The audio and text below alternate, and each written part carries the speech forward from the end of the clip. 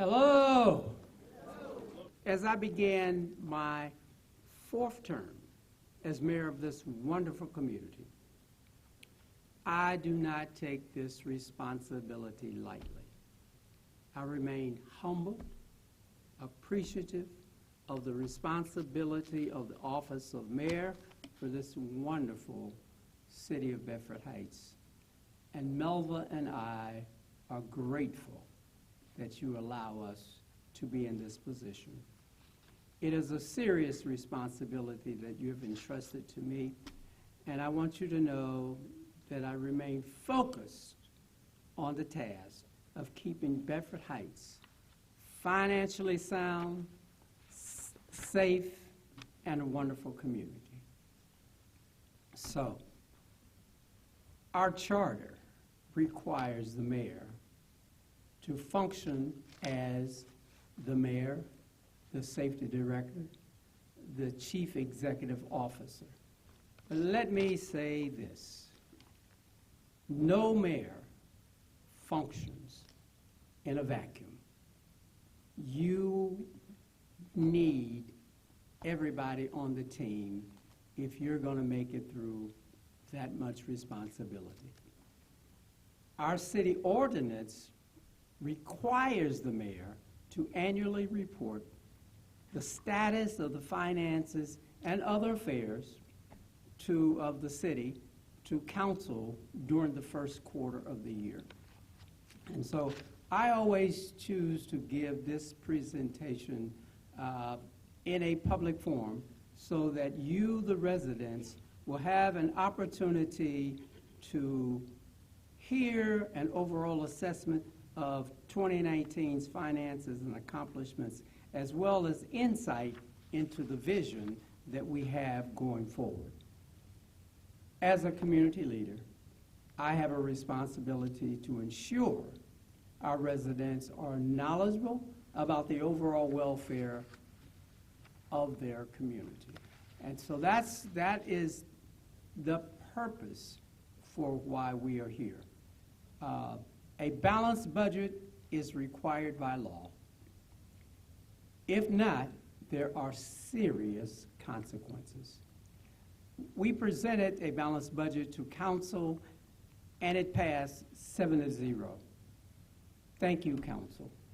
I do not take it lightly or for granted that I am blessed and fortunate to have such a supportive council.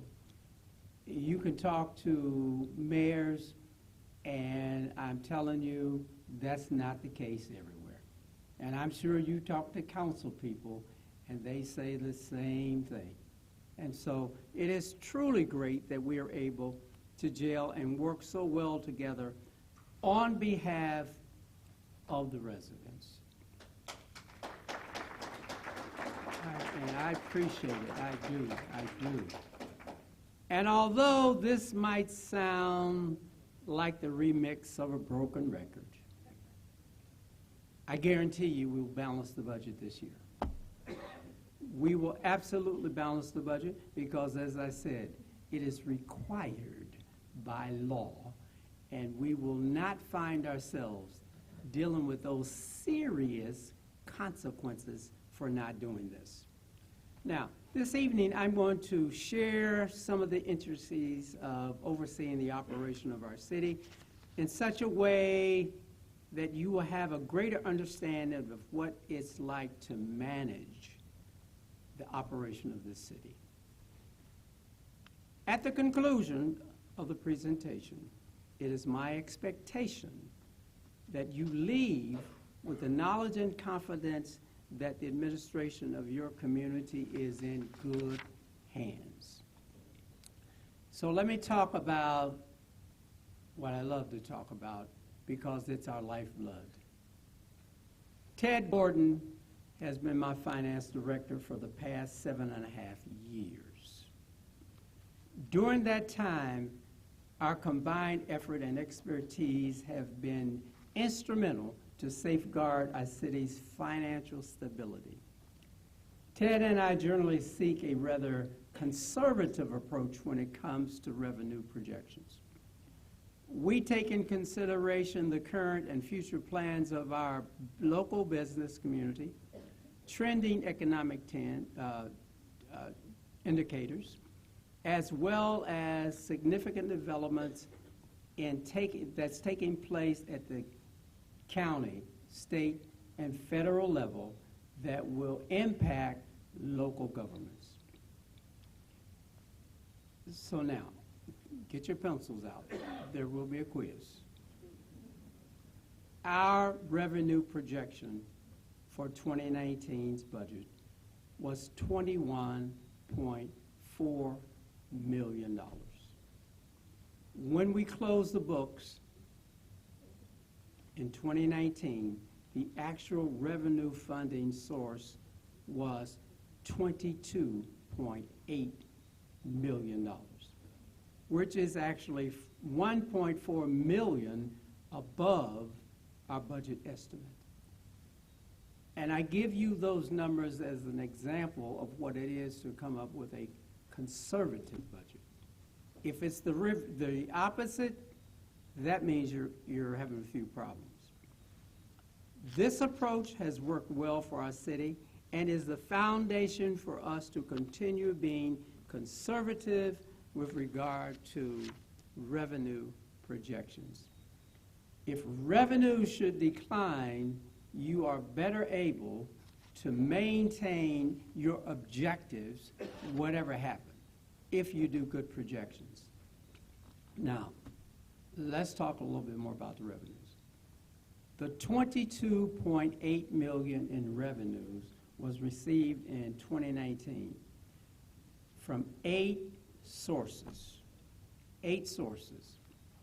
The majority of the revenue represents a little more than 85%, comes from 3 primary sources. So we're not going to burden you down with 8. We're going to just talk about 3 sources. Remember, we're talking about $22.8 million. So city income tax is our largest contributor. And these taxes were $10.2 million, which speaks to the quality of the businesses that we have here and the ones that are arriving. The next one is real estate taxes. Real estate taxes produce $5.1 million, 22% of our revenue. And then we have another source, which is the sewage usage charge, which produced $4.1 million. Now, you'll hear me talk about that a little later, because let's keep in mind that that is a fund that is set aside solely for that purpose. And you're going to see how that fits in a minute. I make a point to highlight these through 3 sources because the top 2, city income tax and real estate taxes, are usually the largest sources of operating revenue. Be mindful that the sewage treatment plant is an enterprise fund. So you almost have to take that $4 million and set it aside because it's restricted to the water treatment fund. And you're going to see how that folds in a minute. The encouraging news is that both of these top 2 revenue sources have shown slight increases over the past few years. The city income tax actually is 4.9% over 2018, and the real estate tax is actually 6.4% increase over 18. So now, let's compare actual revenues received. So in 2019, we actually received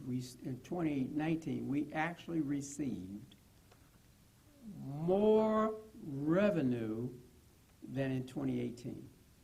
We actually received $43,500 more. So you can, if you're following, you can kind of see we project low, we are hoping and working that it comes in high, and then when it comes to spending on the other side, you'll see how that works. As long as these trends continue in a positive way, we continue to move on our same track.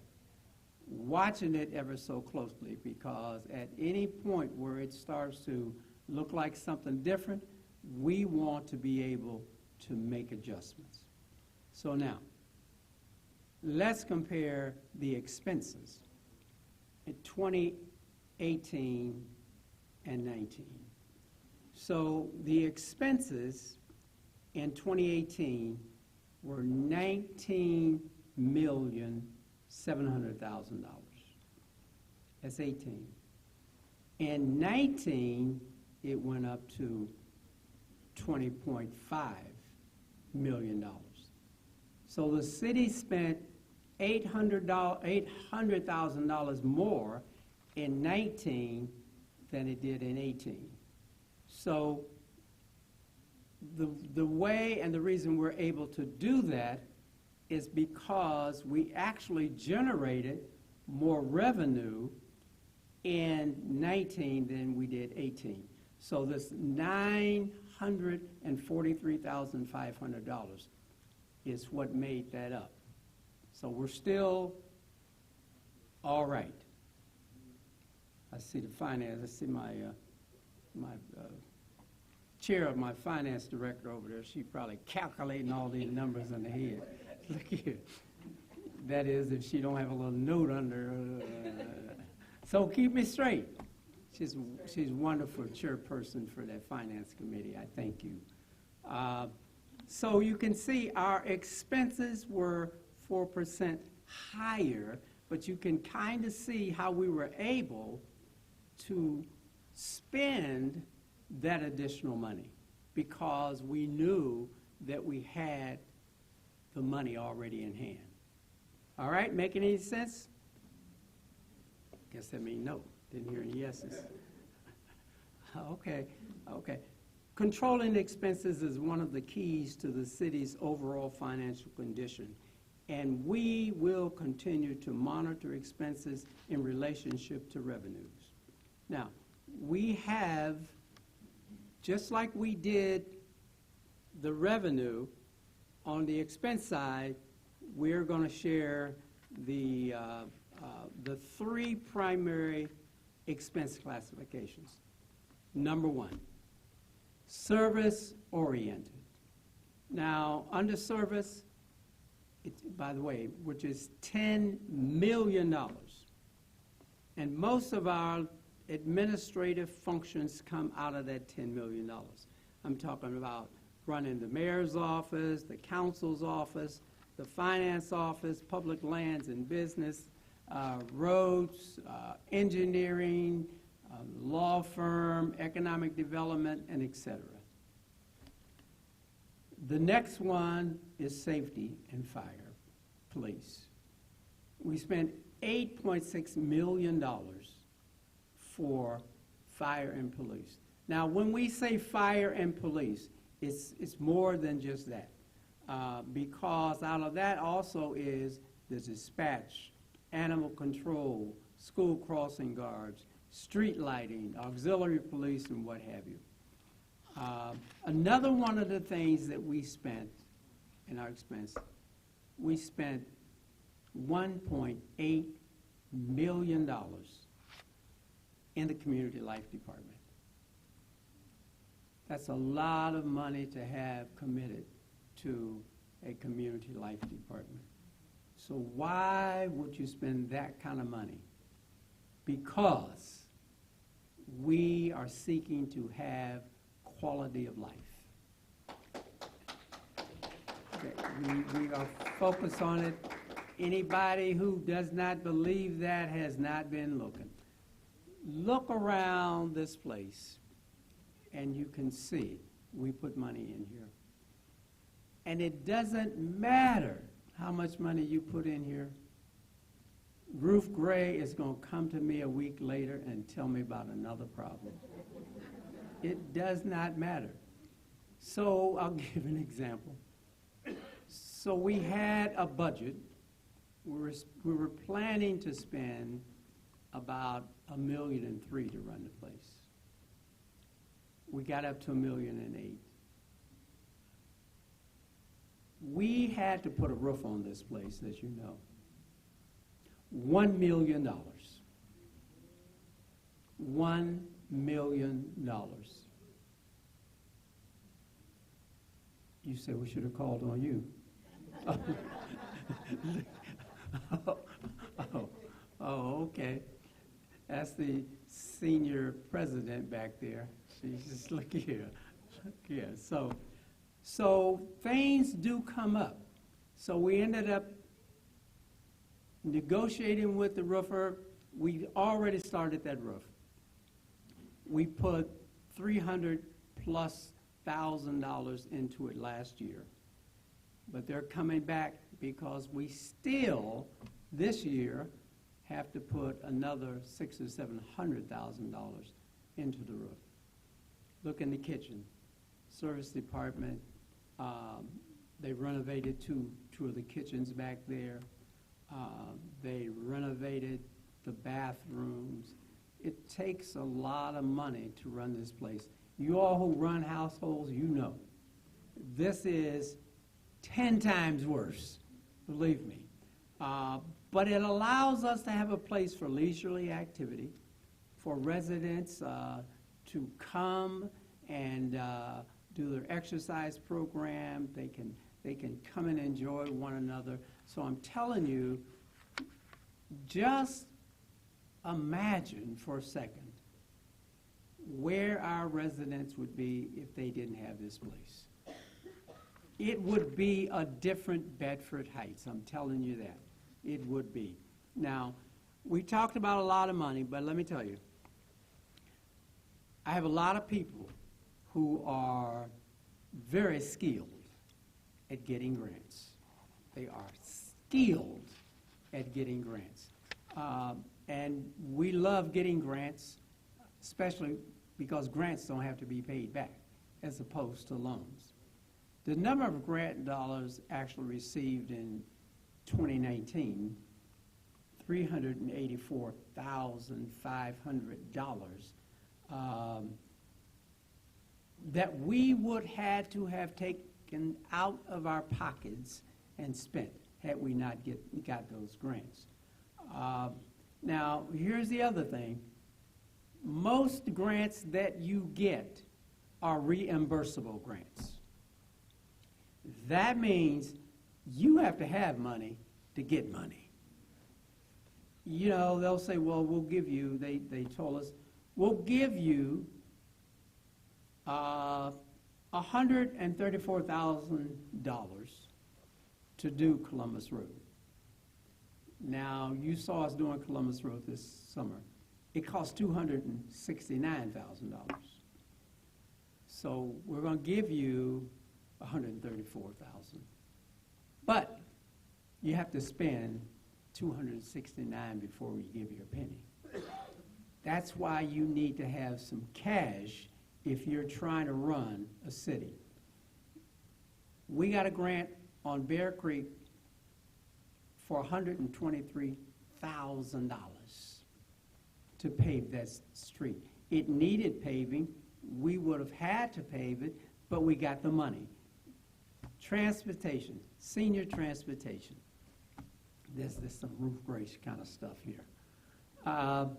We received from the county $33,000 to help us with our senior transportation. We received $25,000 from the county because here Ruth Gray runs an after-school program. So if you're out here when Heskett lets out, you see these young folks streaming this way. If they weren't coming here, where would they be going? That's what you have to ask yourself. So we are thrilled to have them come here. You know, Dr. Selico could probably give me the numbers and the percentage, but I don't want to put her on the spot. Look here. But I bet you she knows the percentage of Bedford Heights students who are on the food program. I bet you she knows. Here's what Ruth and I worry about. When school closes and those meals stop, where do the kids get them from?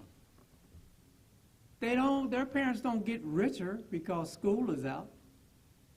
So that is why we have a summer food program, but money doesn't fall off the tree. So she was able to acquire $21,000 so that we can make sure that our children get fed in the summer when they're not in school.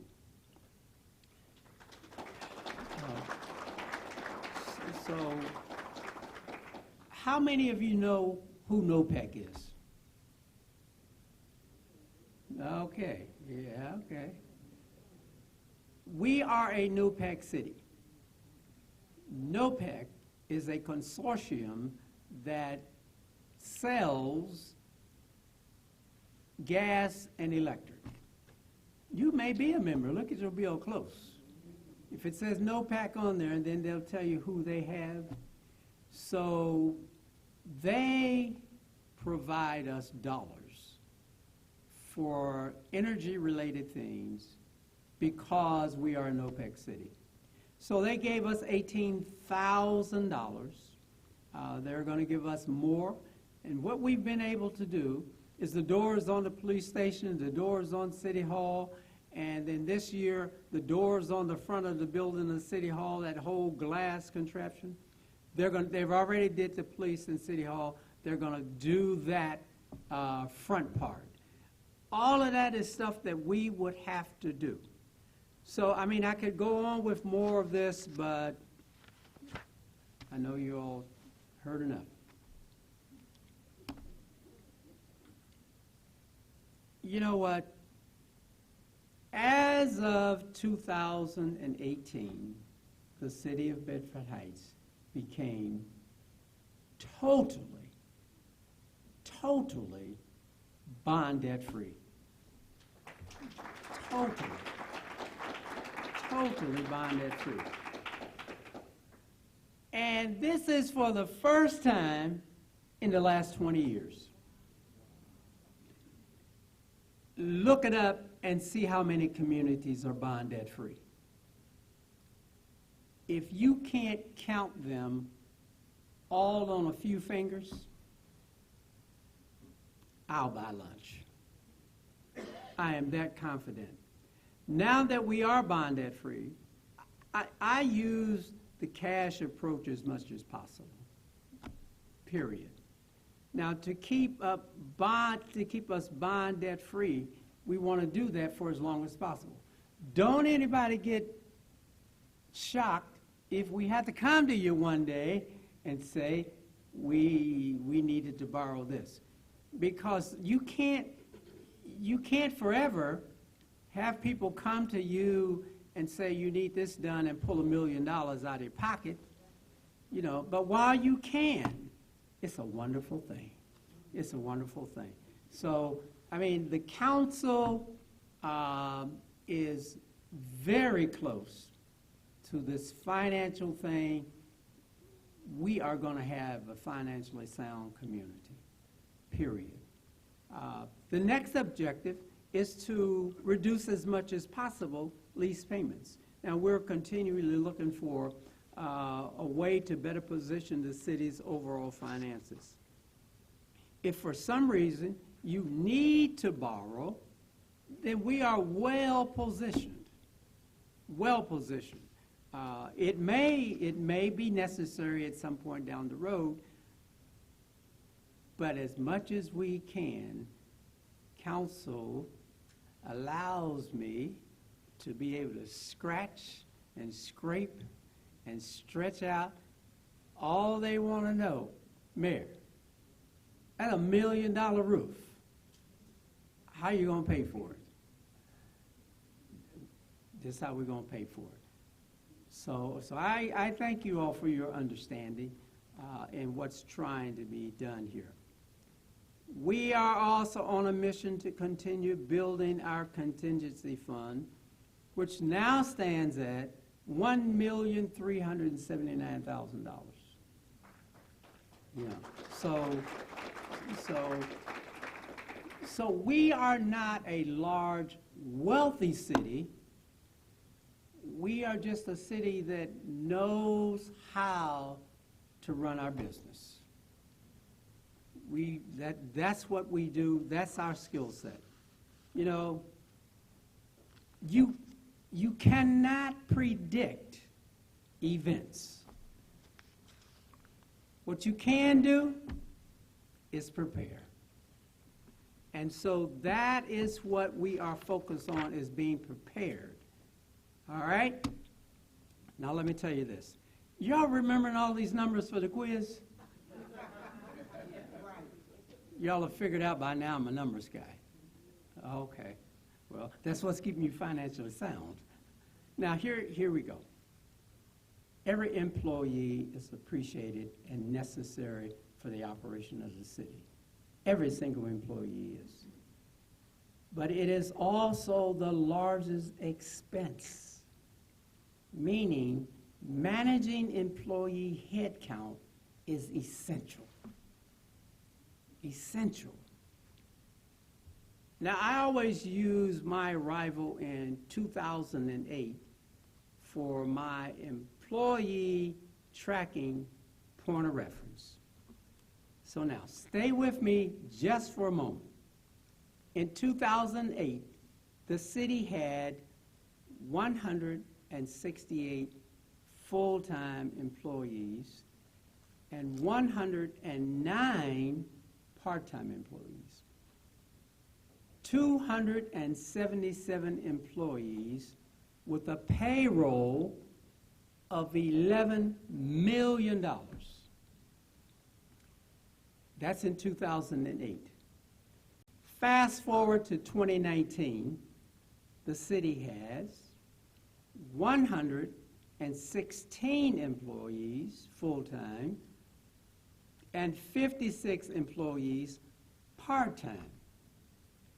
That's 172 employees from the 277.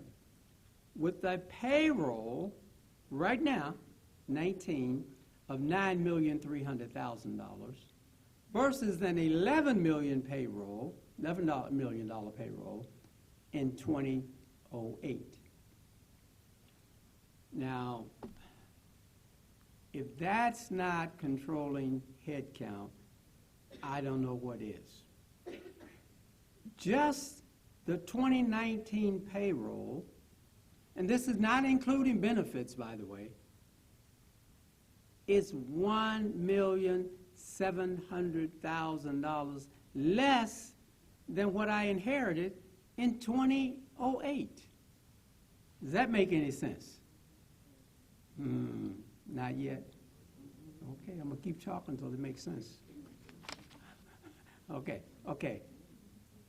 That's really a difference of 52 full-time and 53 part-time. So 105 people. Now, contemplate what you will. But you will have to acknowledge that we are still doing more with less, as was stated in 2008. So you want to know why we are a financially sound community? Managing the money is. But let me tell you some good news. Y'all tired of hearing about money? Okay. Another hour. Stop talking about it. Okay. No, don't leave. Come back. Come back. Just kidding. Look here. In the past 4 years, we have seen 90 new businesses relocate to Bedford Heights.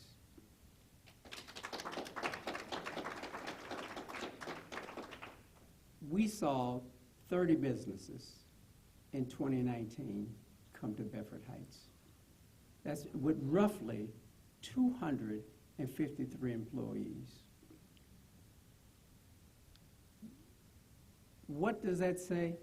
That says that we are continuing to take in more income tax. You know, look, it's not just for residents. Businesses like to be in a sound community too. They don't want to be in no broke, falling down city, and they're not coming to a broke, falling down city. You know, and so they benefit as well. The commercial improvements increased from $8.1 million in 17 to, get this, in 2019, the business community invested $15.3 million into the community. That's a big deal.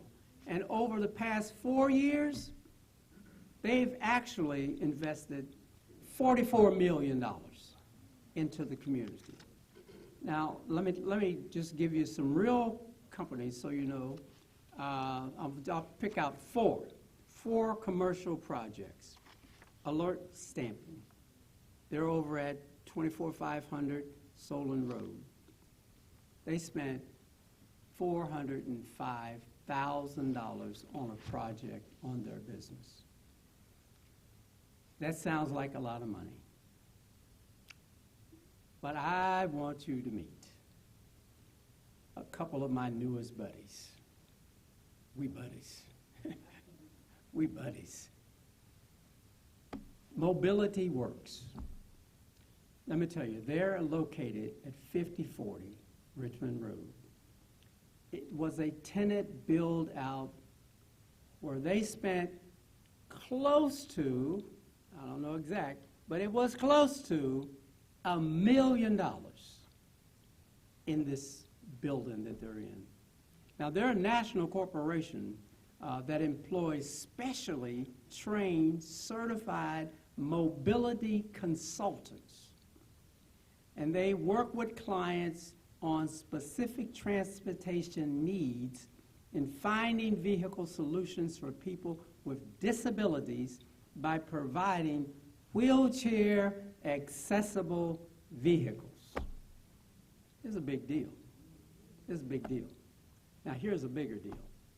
We have with us tonight Mr. Greg Hopkins, who is the Director of Real Estate, and Mr. Destin, whose name I always mess up, Paternity. How'd I do? All right, stand up, gentlemen. Look, they are located on Richmond Road. Now keep in mind, this is a national company. National company.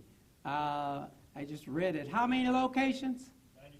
96 locations. So they are stretched from Massachusetts to California, for what I know. But I know they stretch from Massachusetts to Bedford Heights, Ohio. Look here.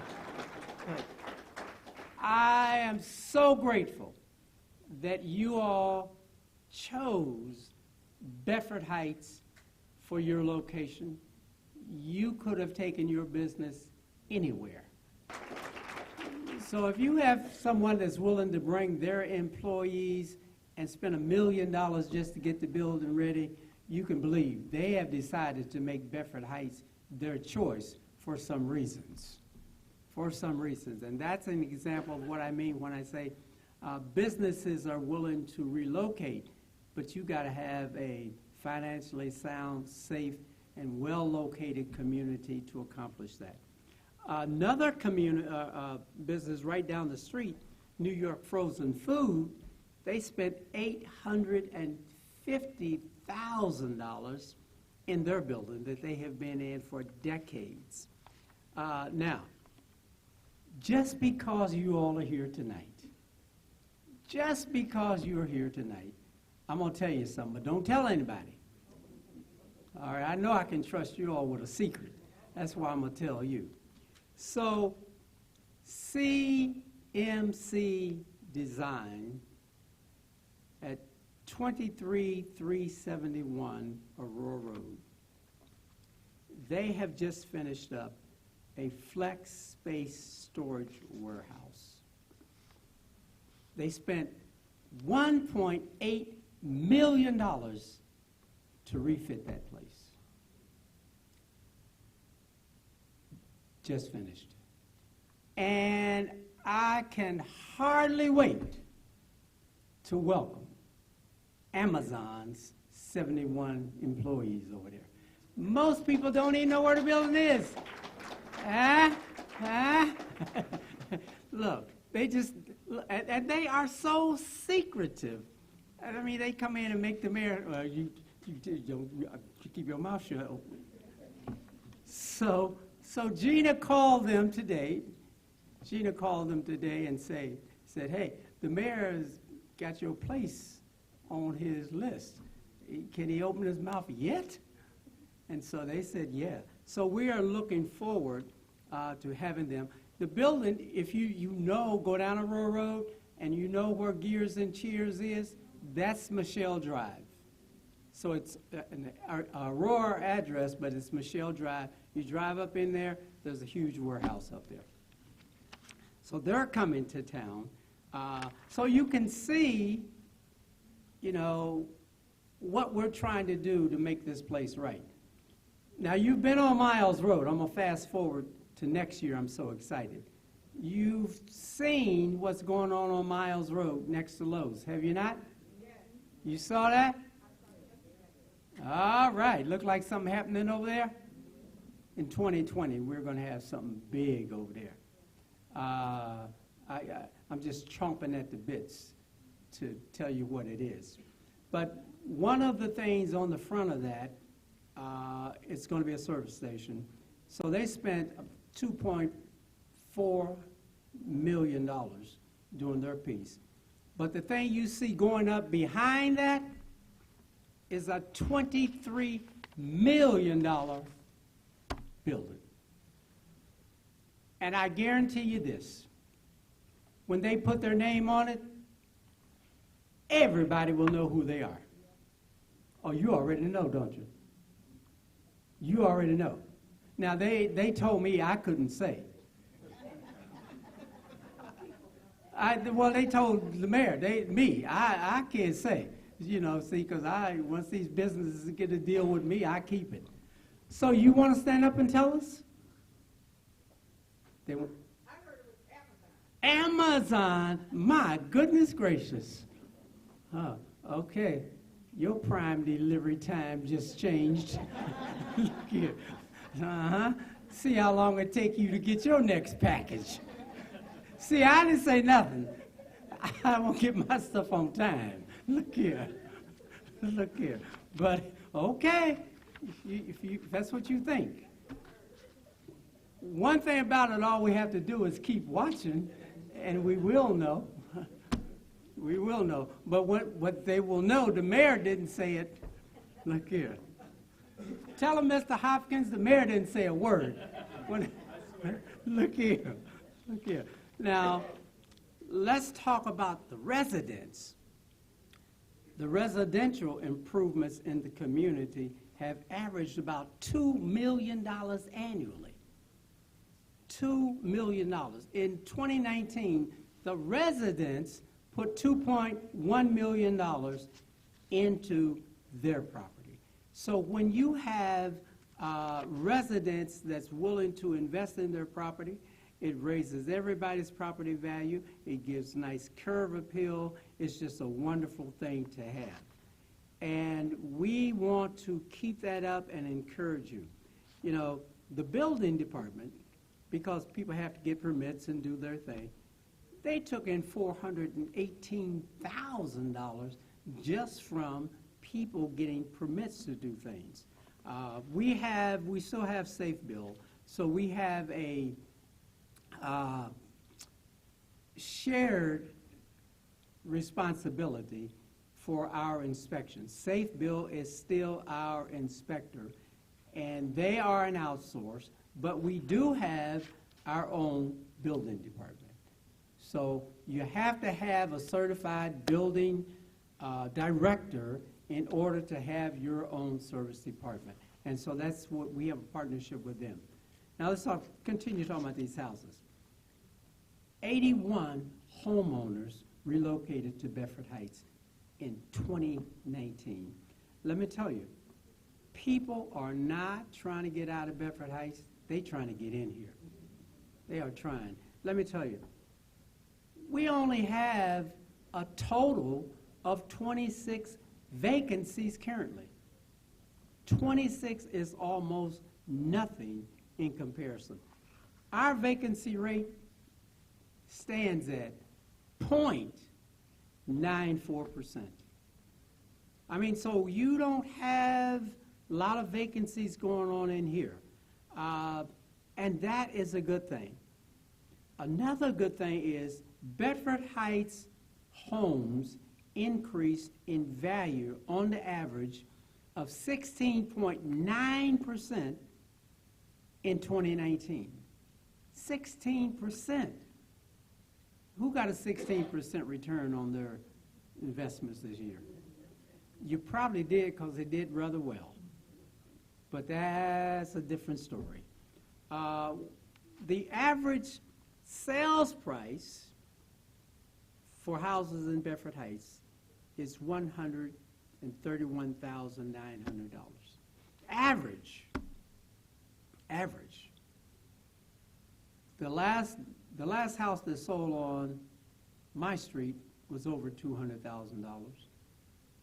The last house that sold on Sunset was over $200,000. So this thing is real, okay? Now, revenues come in from other sources into the building and housing department. So this housing. Now, you all know one thing that we are focused on.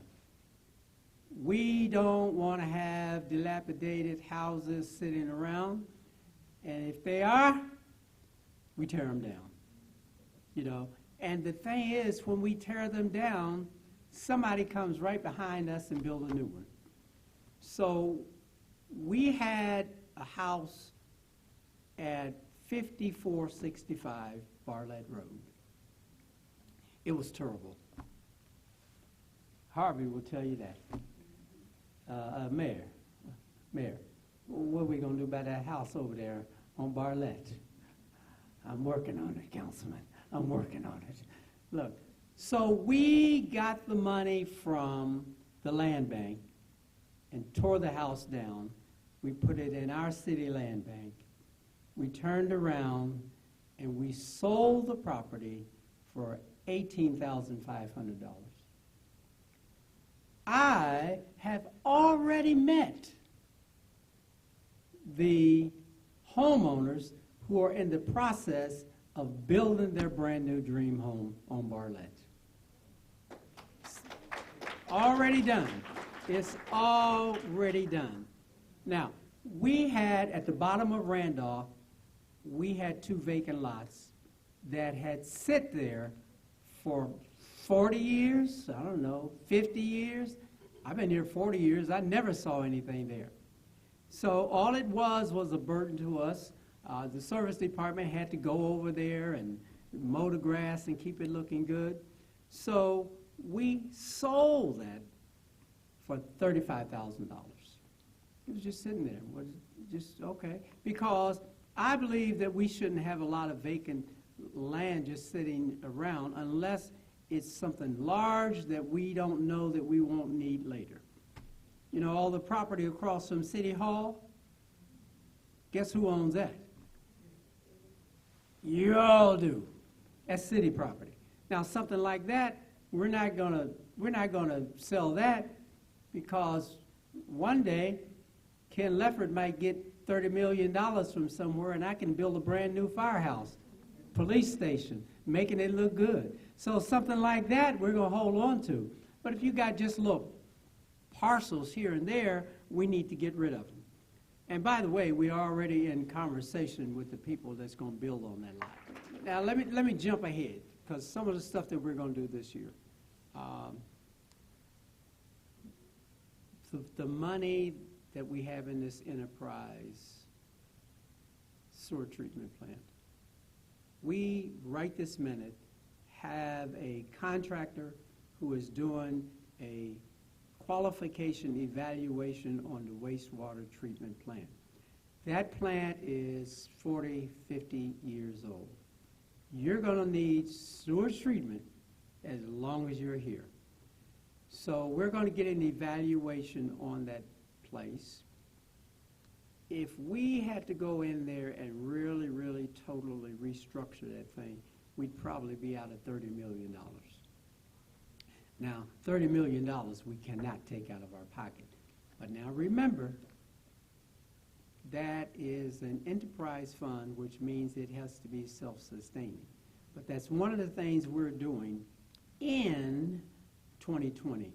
Another one of the things is I wish the people who are constantly on me about Harold Court was here. I wish they were here because I would guarantee them that we are going to reconstruct Harold Court this summer. We had been putting that off because it makes no sense to do a new street if you got a 40-year-old water line. So we were able to get $213,400 to replace the water line. And this water line is going to be paid for by, thank you, Mayor Jackson, Cleveland Water. Cleveland Water. So that's one thing we're going to do. Now, you all get ready for this because Council and I have been in great discussions, Kay. Great discussions. And we are not going to allow these sidewalks to continue looking like they're looking. We're not allowing it. We're not allowing it. But we understand, and we do not want to become a burden to the residents. So we're going to be a helping hand. We're going to help. We're going to be rolling out a program. You'll be reading how this thing works. It's going to be a shared system. Okay? And instead of one person getting a block fixed, another person, we're going to take a whole street.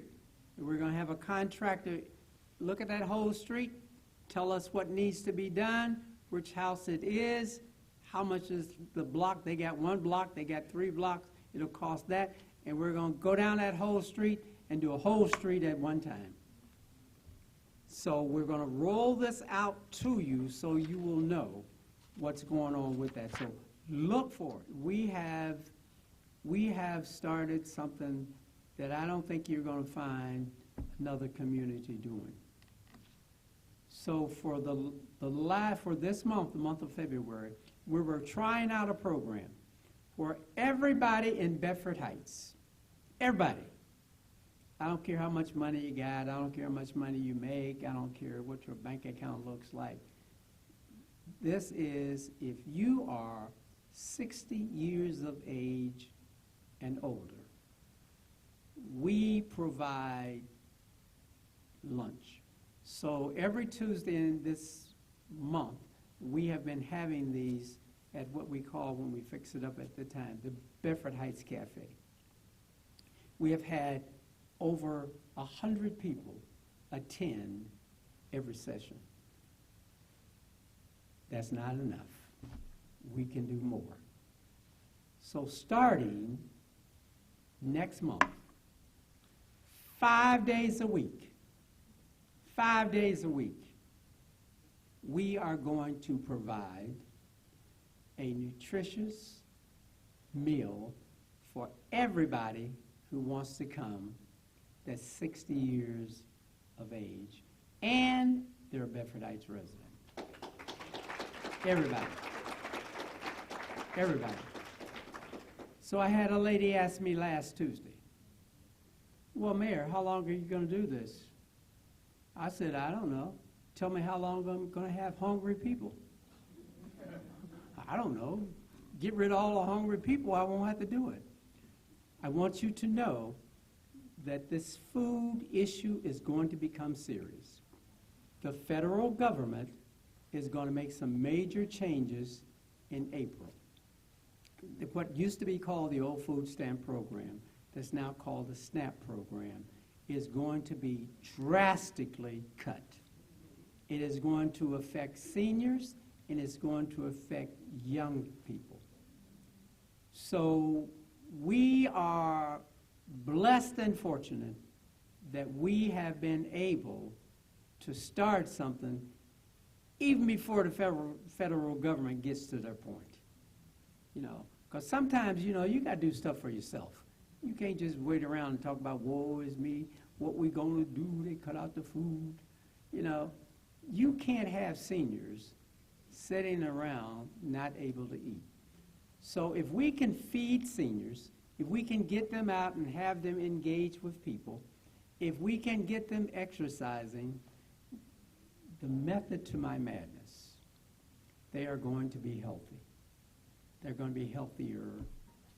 But I'll tell you another wonderful thing. Another wonderful thing is this mobile food pantry that we have.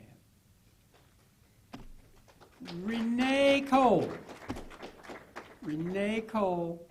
I'm going to tell you, she has been instrumental in starting and keeping running for 8 years, I believe.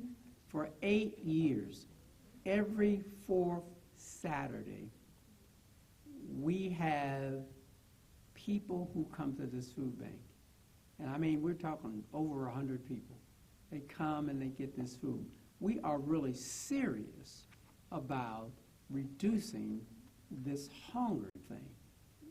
We are not going to have hungry people in Bedford Heights.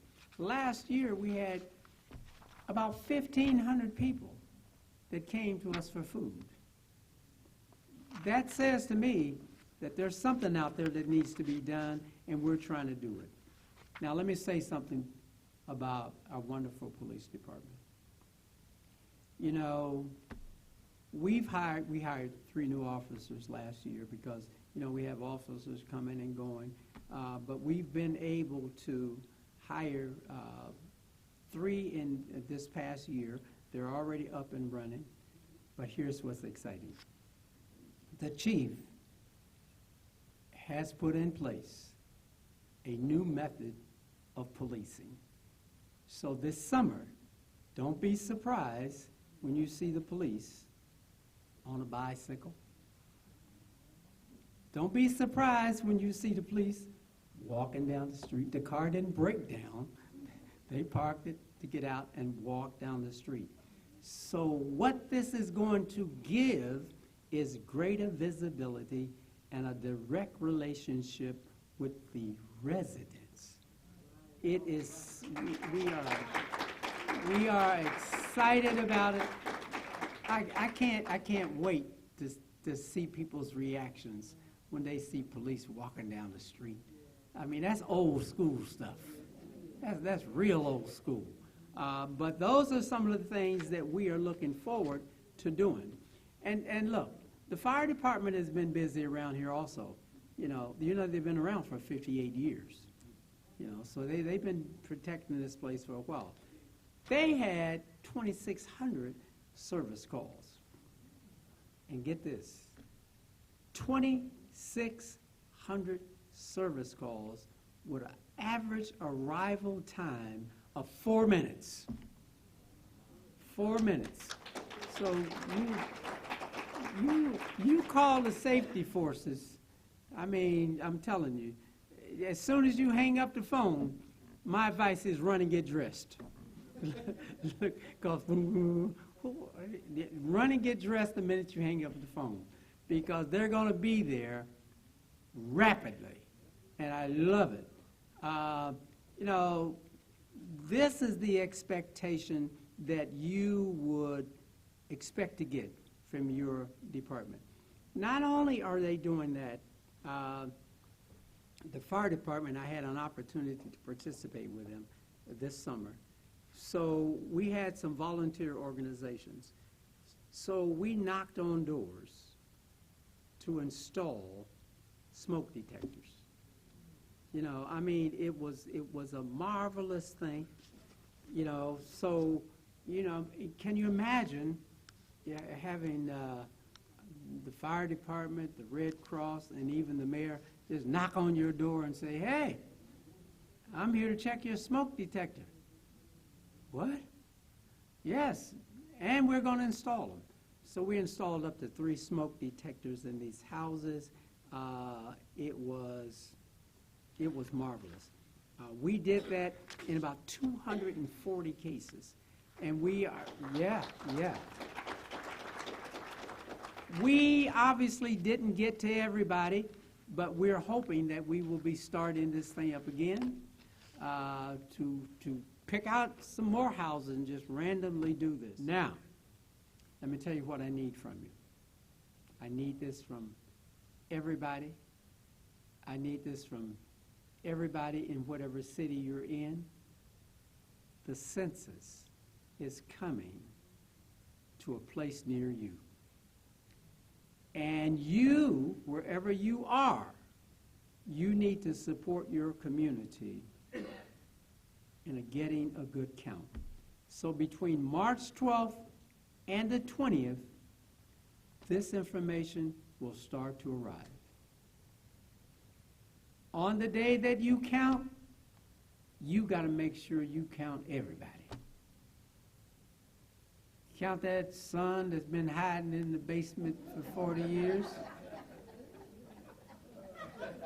I'm telling you, if he comes up to the refrigerator and he is breathing on that day, count him. Don't count me. I don't want to know I'm here. I'm counting you, boy. I'm counting you. Because, and I see that we have our wonderful State Rep Brent here. She can tell you how important these numbers are. Numbers matter. They matter for everything. They matter in the amount of money we get for our cities, for our school. Dr. Selico will tell you. Those numbers drop, her budget's dropping. So we need to make sure that we're focused on getting every bit of money that we are entitled to. Every bit of it. Count everybody. Look, great-granddad is sitting there on that day. Take his pulse. You count it. You know, I'm telling you, you think I'm joking, but it's that serious. It's that serious. And it's even more serious because once we get this number, it is going to be used for about 10 years on whatever decision they're making about communities. So it doesn't really matter. I want Bedford Heights to be fully engaged, but I want you to participate in whatever community you're in. Stan needs everybody counted in Bedford. He needs everybody counted just like I need him. Because all of this ultimately is going to fold up to our region. It's going to fold up to our county, you know, and Cuyahoga County can't afford to lose any more people. Now, I am sure of this. When State Rep Juanita Brent comes here on March the 23rd, right here to this building, is that true? Yes. I'm sure she is going to say some of this to you. I'm hopeful. What time are you going to be here, State Rep? 4 to 6. 4 to 6 on the 23rd. So I'm giving her a shameless plug. Y'all come out and hear what she has to say. She is dedicated. She is committed. She's sitting beside Stan because she's also his state rep. But don't nobody love her like me. again. Thank you all so very much. I appreciate you. I hope you got something out of this to make your time worthwhile. Thank you.